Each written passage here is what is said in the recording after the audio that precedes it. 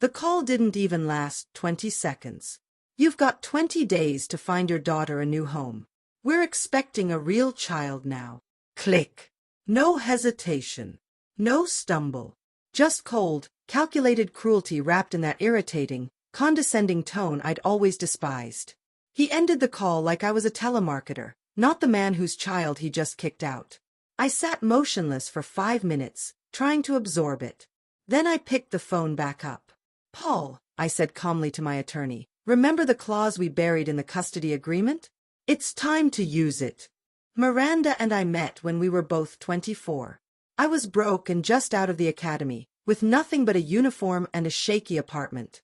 She was born into wealth, grand house, polished charm, parents who looked at me like I was a summer job she'd grow out of. Somehow, she loved me anyway. Or at least, I convinced myself she did. Sophie was born 2 years later. She became the only beam of light in a world growing dim. She had my eyes, inherited my stubbornness, and flashed her mother's perfect smile. When Miranda left, I didn't want to fight. But she did. She pushed for full custody like it was a game to be won. Tens of thousands poured into lawyers trying to erase me. But the judge saw through it and split the time equally. Still, Sophie always leaned toward her mother's home. Bigger bedroom, quiet cul-de-sac, manicured streets. I never faulted her. Kids don't gauge love in square feet, but comfort? That's harder to ignore. Then Darren entered the picture. Or as Sophie dubbed him, the Stiff. An investment banker with custom suits, a car that smelled like new money, and a smile that never reached his eyes. He married Miranda almost overnight and looked at me like a mistake the world never corrected. To him, Sophie wasn't family, just an inconvenience wrapped in polite small talk. The changes came gradually. First, Sophie started packing her own lunches. Darren didn't like snacking, apparently. Then, some of her favorite books vanished. "Too much fantasy makes girls delusional," he reportedly said. I didn't react publicly. I just started documenting. Then one night, Sophie broke down crying in my truck. Darren had told her flat out, "You're not really my family. You should be grateful I even let you stay." I took her for ice cream. Told her monsters only win if we start believing what they say. That night, I installed cameras around my house. Bought a journal. Logged everything, dates, words, behaviors. Not for court. For clarity. For truth. Then I went back to the custody paperwork. Read it like scripture. And there it was, buried deep on page 17. Any unilateral removal of the minor from their primary residence without prior notice and without first offering the father the right of first refusal shall trigger immediate reconsideration of custodial rights in favor of the father. That clause was no accident. My lawyer slipped it in. I made sure of it. Miranda never read anything past a headline. She certainly hadn't seen it then. She would now. 20 days. That was the deadline they gave my daughter, like she was a piece of furniture being cleared out. No warning. No discussion. Miranda didn't even make the call. She left that to him. Her silence screamed louder than his cruelty ever could. But mine was deadly. Within 48 hours, Paul had filed the motion. Emergency hearing. Temporary sole custody requested. That clause. Highlighted in blood red. Darren's message. "We're having a real baby now," printed and stapled to the front of the file. Exhibit A. I picked Sophie up that Friday. She had no idea what was coming. I kept things light.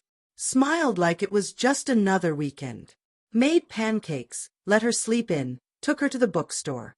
Told her she could choose any 3 books she wanted, no price limit. She gave me her real smile, the one that reached all the way to her eyes. The hearing was scheduled for Tuesday. They never saw it coming.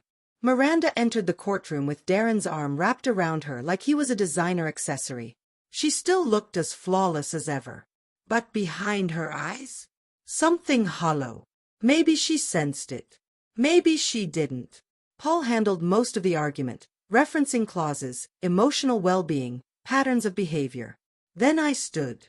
Walked to the bench. Handed over a folder. Inside, dates, photos, messages, direct quotes, That email from Darren, Sophie's drawings. One of them labeled, "Me and Dad's house, safe." Another, "Mom's house, quiet and cold." The judge didn't speak for what felt like an eternity, 20 full seconds of silence. Then he looked at them. Temporary full custody is granted to the father, effective immediately. The clause is clear. We'll reconvene in 90 days to assess the child's well-being. Miranda's lips parted in disbelief. Darren clenched his jaw, but said nothing. He didn't have to. His face said it all. Sophie moved in that same week. Her room was already waiting, had been for months. I didn't brag. Didn't post online. This wasn't about scoring points. It was about making things right. But I did one thing.